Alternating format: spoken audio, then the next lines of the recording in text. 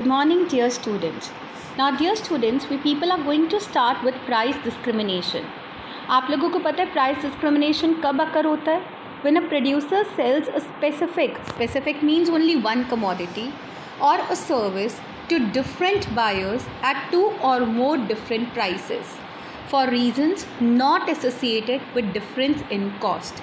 ये मैंने आपको पहले ही बताया, हम लोग जब एक ही कमोडिटी को एक ही सेलर अलग अलग प्राइसेस पे बेच रहा है तो this is known as price discrimination.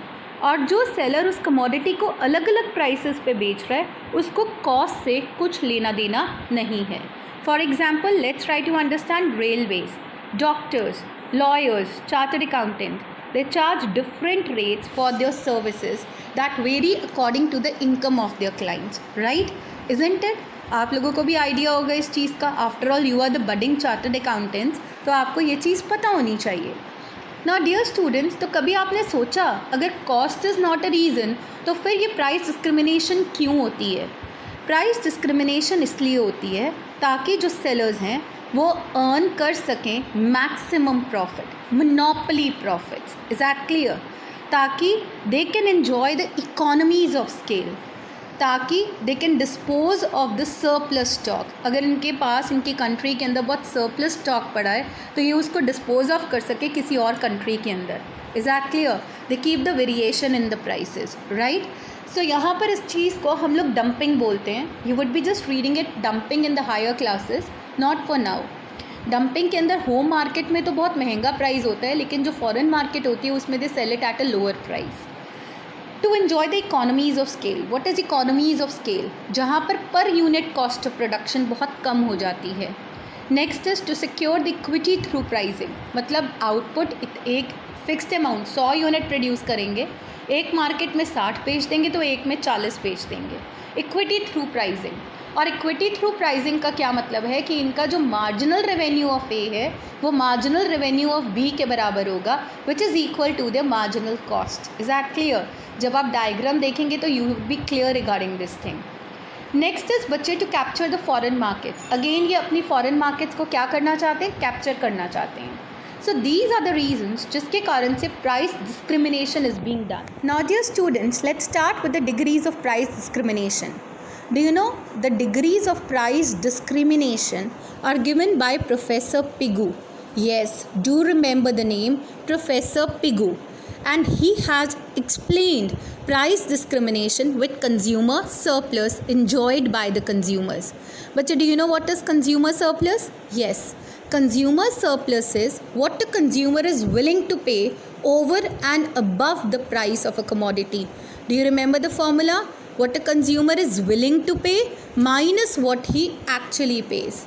So, bache, let's see the first degree. When I talk about the first degree price discrimination, in this monopolist will fix a price which will take away the entire consumer surplus. He'll fix a very higher price and he'll be taking away the whole part of a consumer surplus, right? Second price degree discrimination. He will take away the part of consumer surplus. Now, some part of a consumer surplus would be taken up by the producer. Third degree price discrimination. Here monopolists charge different prices in the different सब markets. तो यहाँ पर ये क्या करता है, अलग अलग मार्केट्स में अलग अलग प्राइस को चार्ज कर लेगा और यहाँ से वो प्रॉफिट्स को गेन कर लेगा। Is that clear? सो बच्चे, this discrimination that we would be doing is totally based on third degree price discrimination. Now let's do the conditions first of all. When I talk about the conditions बच्चे, सबसे पहले तो full control over the supply.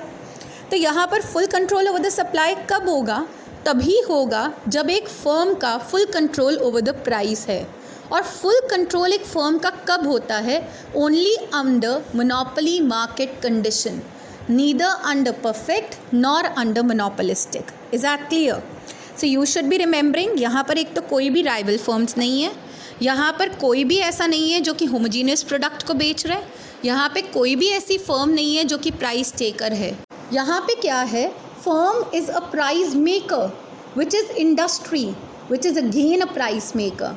So firm और industry में कोई फ़र्क नहीं है। जो फर्म का AR कर्व है वो ही इंडस्ट्री का भी AR कर्व होगा, मतलब डिमांड कर्व होगा. Is that clear? Hence full control over the supply is required, and that can be possible only under the monopoly where no rival firms are there. Now bache, let's see further. The first point is clear. Let's see further. Division of market into two or more sub markets. हमने यहाँ पे अपनी market को किस में divide करना है? To और मोर सब मार्केट्स के अंदर. Is that clear? So a seller can practice price discrimination only when he is able to divide the market into two or more sub markets. Is that clear? तो buyer को यहाँ पे markets को separate करना होगा, identify करना होगा कि कौन सी लेस इलास्टिक मार्केट है, कौन सी मोर इलास्टिक है. Is that clear?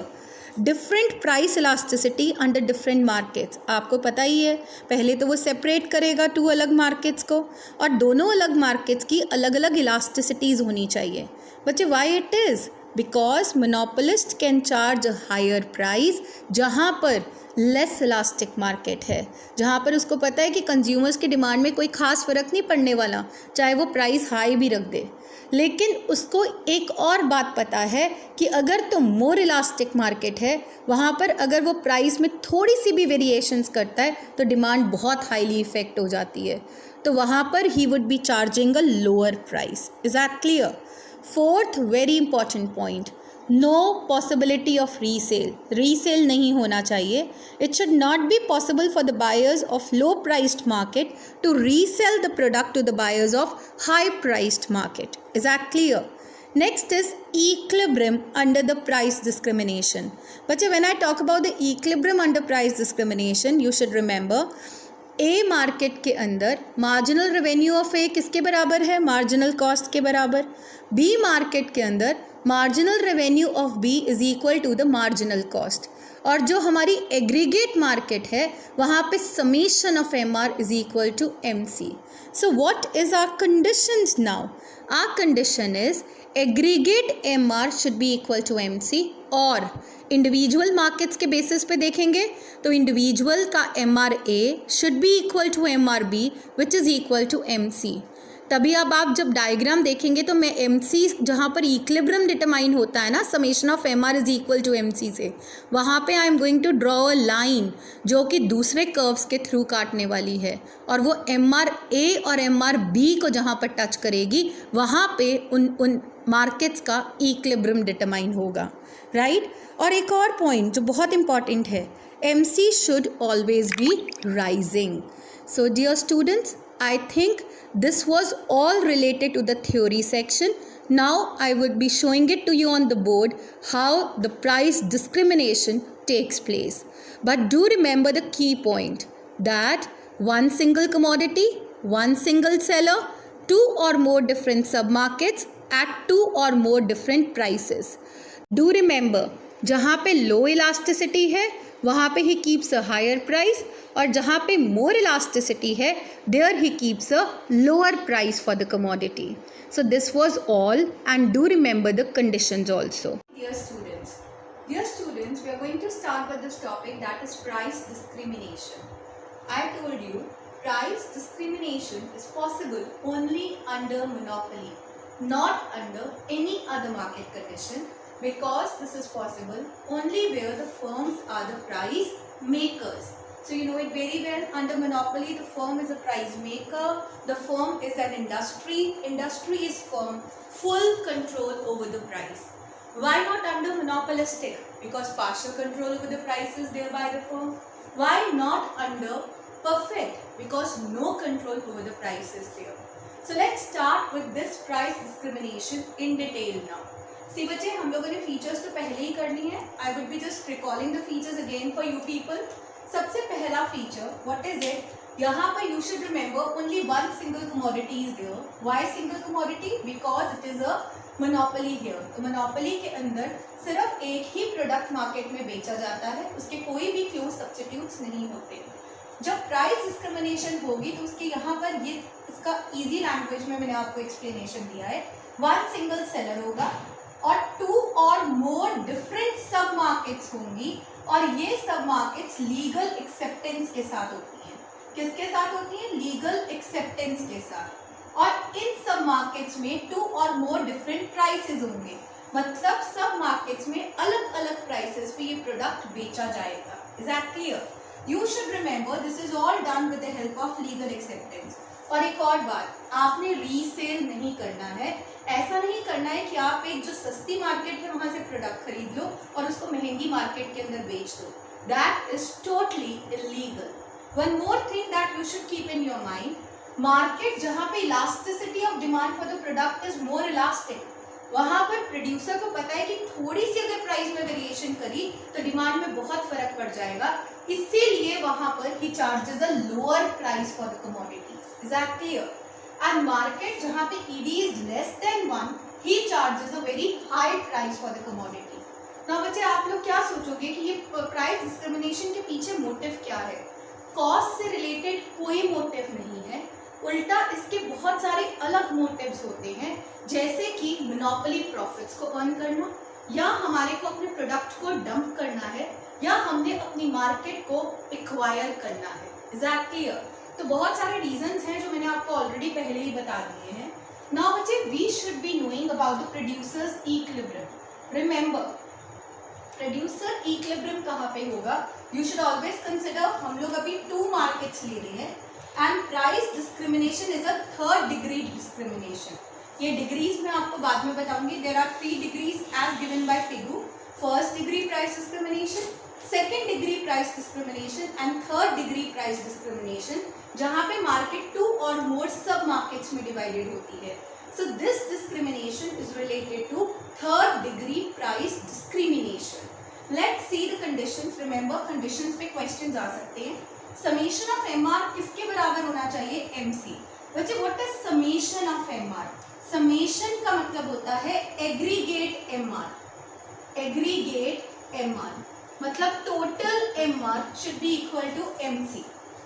अगर हम इंडिविजुअल बेसिस के ऊपर देखें, यहाँ पर इंडिविजुअल बेसिस के ऊपर अगर आप देखो, marginal revenue of A firm should be equal to marginal revenue of B firm, which is equal to the marginal cost. Is that clear? And thirdly, marginal cost should be what? Rising. It is very important. Now बच्चे, हम लोग यहाँ पर 3 diagrams के through इसको cover up करेंगे। एक जो फर्स्ट डायग्राम है, ये मार्केट ए की है, ये मार्केट हमारी लेस इलास्टिक मार्केट है। Next diagram is the diagram for market B, और ये हमारी मोर इलास्टिक मार्केट है। लास्ट इज एग्रीगेट मार्केट, जो हमारी टोटल मार्केट को एक्सप्रेस करेगी। Let's draw the diagram. ध्यान से देखना है। यहाँ पर आप लोगों को पता है लेस इलास्टिक के अंदर what is the shape of a demand curve? थोड़ा सा कर्व हम ऊपर से लेंगे and this is less elastic. ये हमारा एवरेज रेवेन्यू ऑफ ए आ गया, और आप लोगों को पता है कि बिल्कुल एवरेज रेवेन्यू के नीचे हाफ एमआर होना चाहिए, and this is your marginal revenue of A. Now अब मोर इलास्टिक मार्केट बच्चे थोड़ा सा नीचे से हम शुरू करेंगे, और more elastic is like this, marginal revenue of B, sorry this is average revenue of B. मैंने एवरेज रेवेन्यू ब्लैक कर्व से दिया है और मार्जिनल रेवेन्यू ए कर्व से दिया है ताकि आपको समझ आ जाए। एंड बिल्कुल हाफ यहाँ पर A R is known as your M R, marginal revenue of B. Now बच्चे, what we people are going to have one more curve, and that is aggregate marginal revenue. इस marginal revenue को इस marginal revenue के साथ add up करना है। तो जरा ध्यान से देखना बच्चे, जब मेरे पास aggregate marginal revenue curve आएगा तो just try to understand कहाँ से शुरू होगा? जहाँ से हमारा curve किसका शुरू हो रहा है? लेस इलास्टिक मार्केट का, थोड़ा सा स्टीपर, उसके बाद ये इस तरीके से चला जाएगा। क्लियर ना? ये थोड़ा सा ज़्यादा फ्लैटर बना है, मुझे इतना फ्लैटर नहीं बनाना है, क्योंकि यहाँ पर मुझे क्या शो करना है? जितना प्रोडक्ट यहाँ पर है उतना प्रोडक्ट यहाँ पर मिलाकर क्या बन जाता है? Total aggregate product. सो यहाँ पर समेशन ऑफ एम आर आ गया। Is that clear? Now what is it? We are going to have the cost curve, MC curve. Is that clear? बच्चे ध्यान से देखना है, summation of MR should be equal to MC, this is in the case of aggregate, और बाकी सारी markets में ये ही इक्विलिब्रियम पॉइंट आगे फर्दर जाएगा।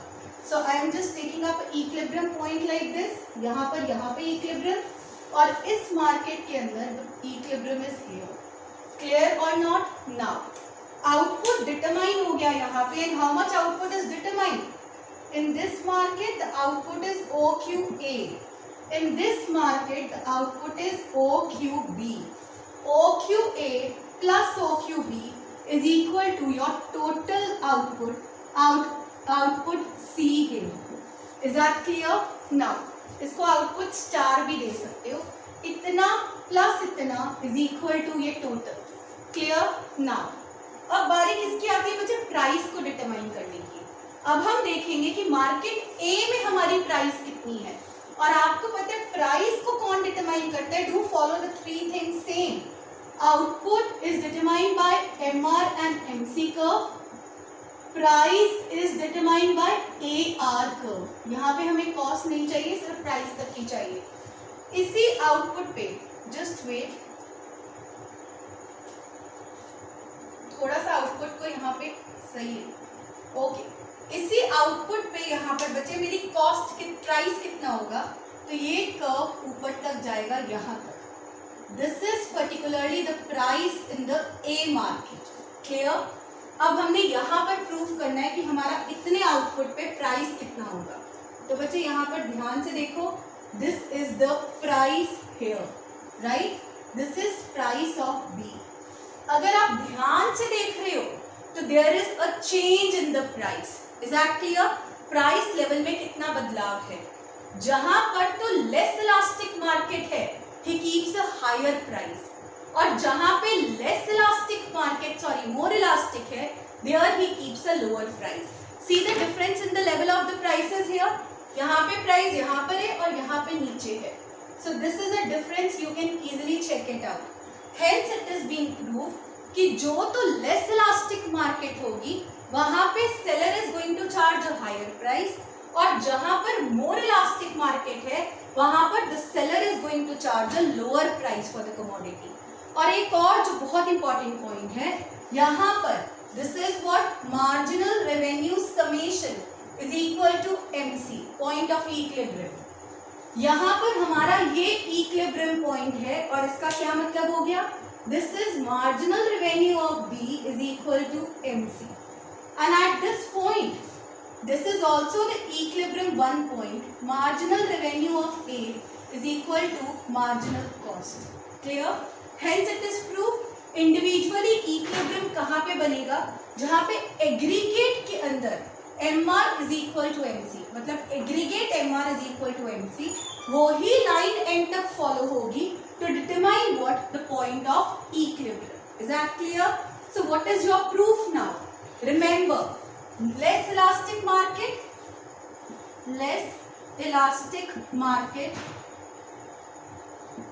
Price is equal to OPA, output is equal to OQA, right?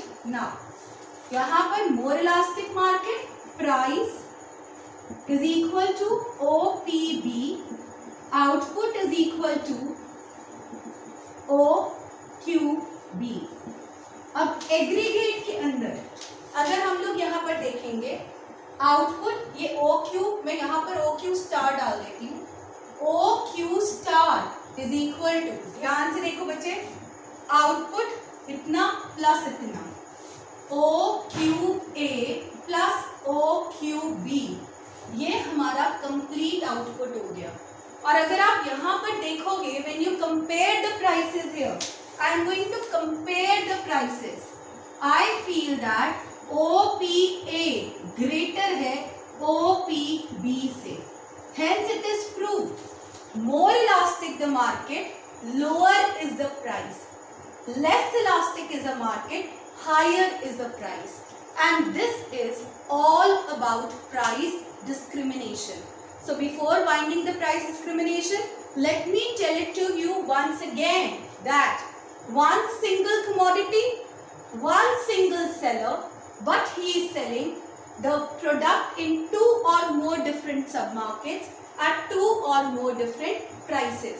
ध्यान से देखो, ये सब लीगल एक्सेप्टेंस के साथ होता है, और जो लेस इलास्टिक मार्केट है there he charges a high price, और जो मोर इलास्टिक मार्केट है there he charges a lower price for the commodity.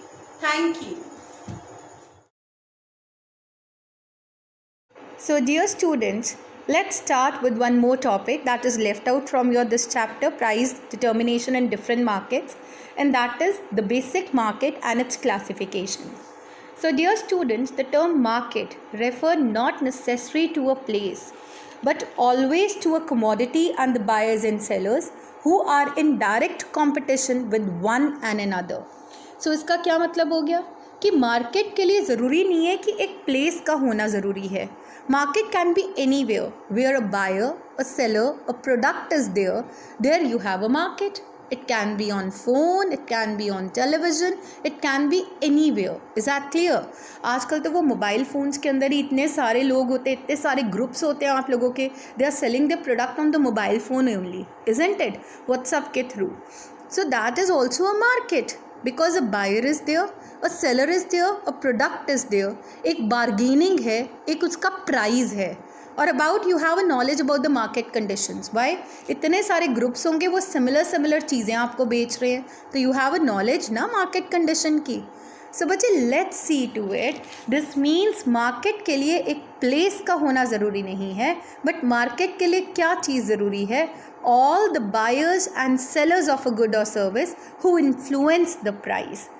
So what is important? All the buyers and sellers of goods and services who influence the price, जो price को influence करते हैं. बच्चे let's see the elements of market. Whenever I talk about the elements of market, there are the buyers and sellers. Secondly, एक product or service. Next is bargaining for a price. What is bargaining? जब हम तोल मोल का भाव करते हैं. Is that clear? जो seller होता है वो कहता है जी मैं तो आपको 200 में बेचूंगा. जो बायर होता है वो कहता है नहीं भैया I want it for 150. Then they come and settle at one particular price, that is 180. So 180 is which price? It is a equilibrium price, bargained price. Knowledge about the market conditions, very important. You should have the knowledge about the market condition. किस तरह की market condition है? Is that clear? Next, you should also know that a single price for a commodity at a given time period. A given time period पे there is always a given price for a commodity also, right? Now dear students, we are going to discuss about the classification of market. See, there are 6 areas of classification. First, classification of market on the basis of area, classification of market on the basis of time, classification of market on the basis of transaction, classification of market on the basis of regulation, classification of the market on the basis of volume of business, and classification of market on the basis of competition. Do you know what is classification of market on the basis of area? Area के basis पे we have 4 types of market: local market, regional market, national market, international market. Let's read about that in detail. बच्चे local market जैसे गंगानगर की हमारी local market हो गई. What is a regional market? Rajasthan की market. What is a national market? India की market. What is international market? Beyond India, जहाँ पर हम ट्रेड कर रहे हैं. So local market के अंदर किस तरह के products are being produced? Perishable goods like butter, eggs, milk, vegetables. बच्चे डू रिमेंबर, वेरी इंपॉर्टेंट, क्योंकि इन क्वेश्चंस जो आते हैं वो हमारे को ये गुड्स देकर पूछ लेंगे कि this is available in the local market, this is available in the regional market, this is available in a national और in international market. Now let's see in the regional market. Semi durable goods like shirts हो गया या कुछ और चीज़ों का जो production होता है जो थोड़े सेमी ड्यूरेबल हैं, 2 और 3 ईयर्स तक चल जाते हैं. Next is a national market.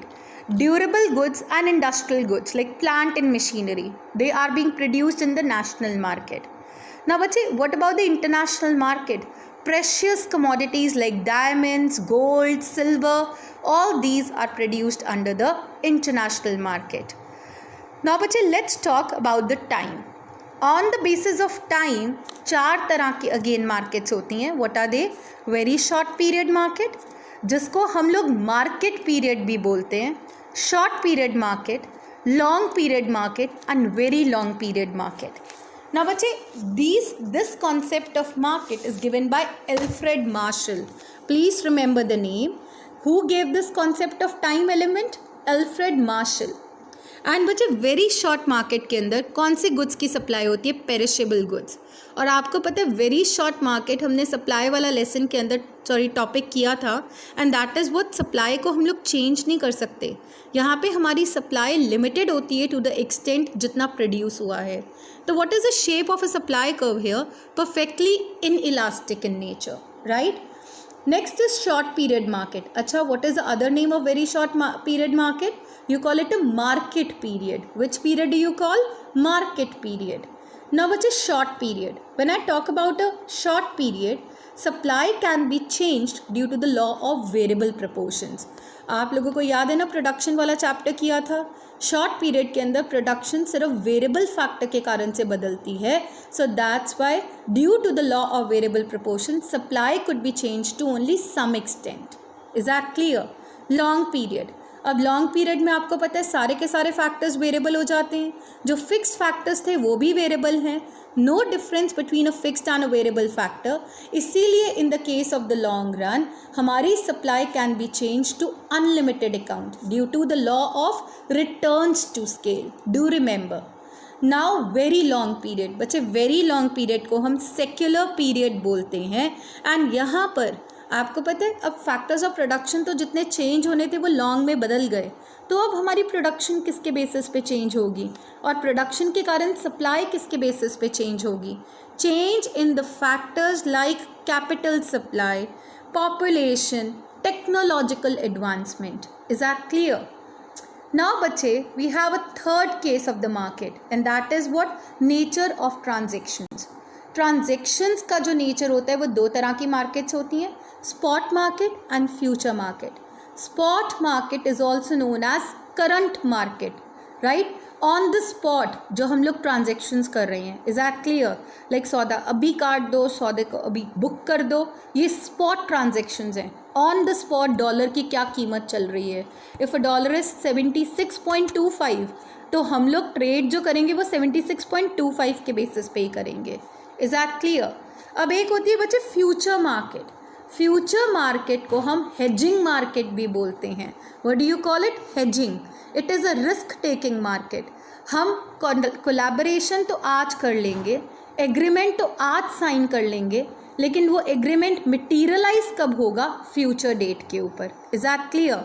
This means आज हमने सौदा काट दिया, that is the rate is what the dollar is what 80 rupees. Is that clear? ठीक है.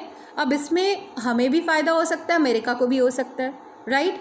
लेकिन अगर 2021 में हमने ट्रेड करना है, अगर उस समय डॉलर 100 रुपीज़ चल रहा है तो भी हम ट्रेड किस रेट पे करेंगे? 80 के ऊपर ही. Because this is a future market. हमने फ्यूचर को देखते हुए आज ही अपना एग्रीमेंट साइन कर लिया कि हम जो फ्यूचर में ट्रेड करेंगे that is at this rate, that is $1 equal to 80. हमें फ़ायदा भी हो सकता है, नुकसान भी हो सकता है. Is that clear? अगर डॉलर 100 रुपये का हो सकता है तो डॉलर 70 का भी हो सकता है. It all depends upon the situations in 2021. Is that clear?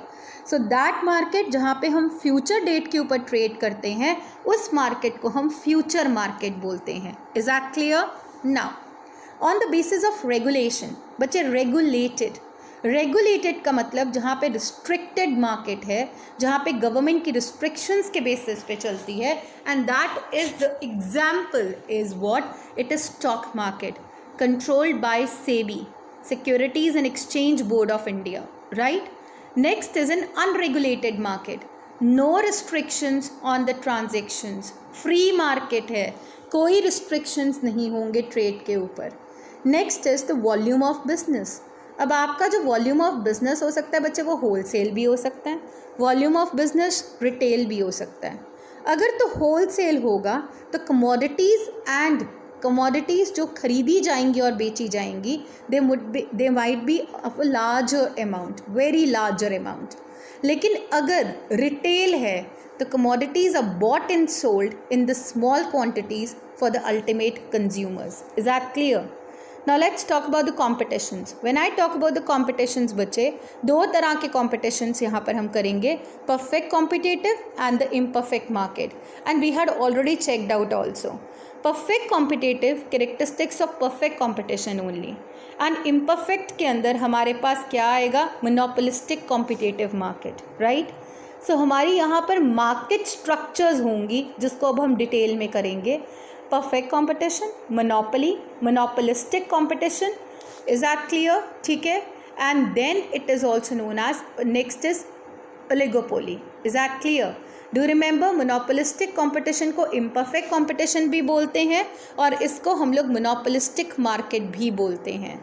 Is that clear? बच्चे, let's start with the types of market structure. The market structure is analysed in economics are as under perfect competition, monopoly, monopolistic and oligopoly. Perfect competition में क्या होता है, बहुत सारे sellers हैं लेकिन small size. वो क्या बेच रहे हैं, आइडेंटिकल और the homogeneous product to many buyers. Monopoly, एक सिंगल सेलर है, is selling a differentiated product for many buyers. What is monopolistic? Many sellers offering differentiated products to many different buyers. और ये जो बहुत सारे सेलर्स हैं ना, बहुत बड़े सेलर्स नहीं हैं, स्मॉल साइज सेलर्स हैं. Oligopoly, a few sellers range between 2 to 10, and what are they selling? Competing products to many buyers, right?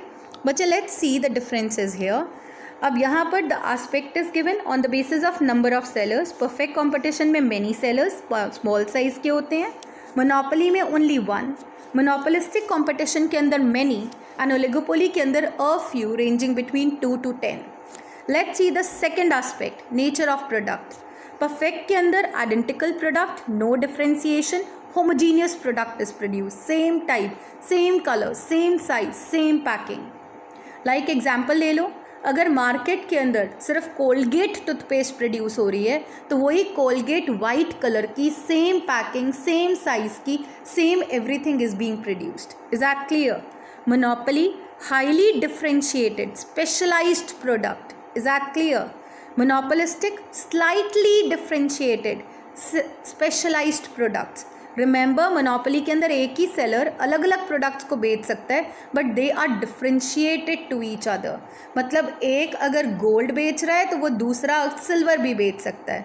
Is that clear? अलग अलग products होने चाहिए, same नहीं होने चाहिए by one single seller. Clear? Next is oligopoly. Nature of differentiation varies here. Is that clear?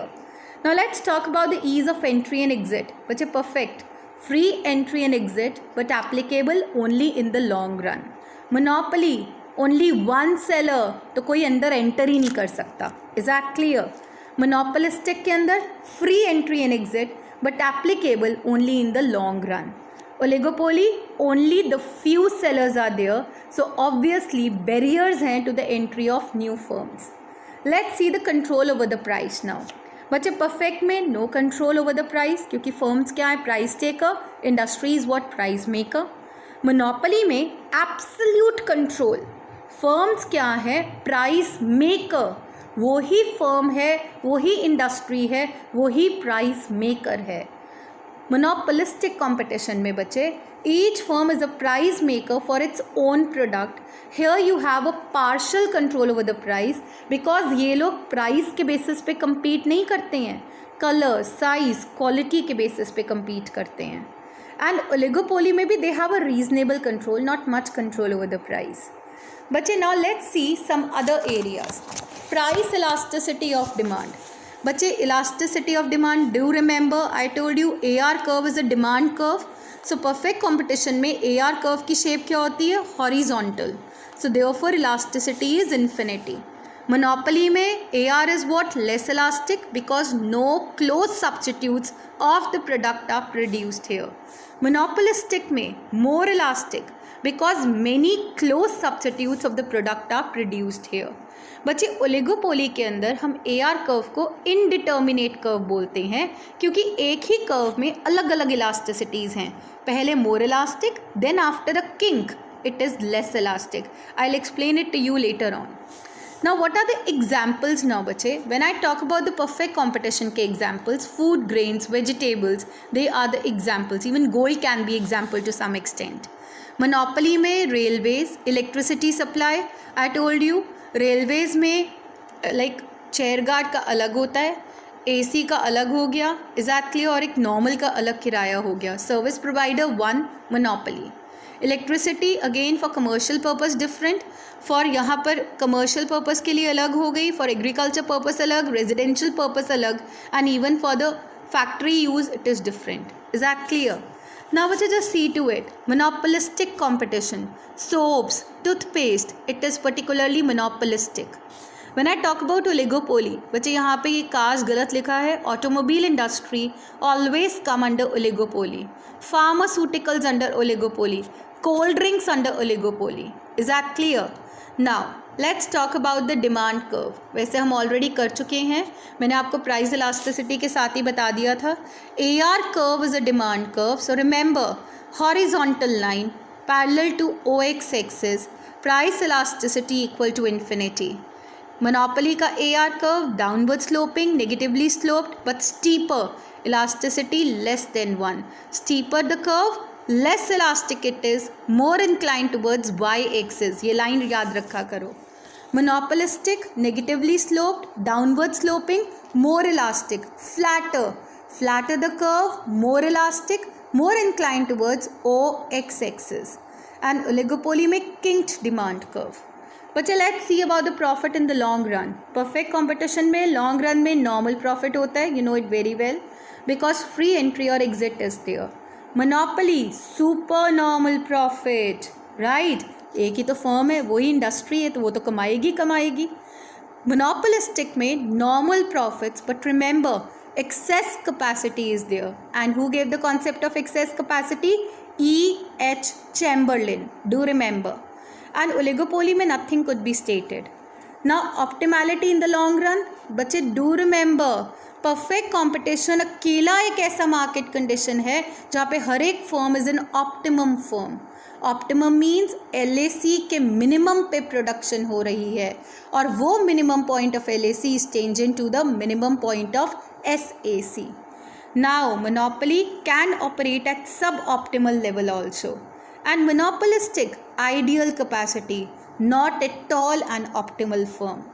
ना बच्चे there are some other market forms also जो हमारे को करनी है और आपको कई बार MCQs आ जाते हैं.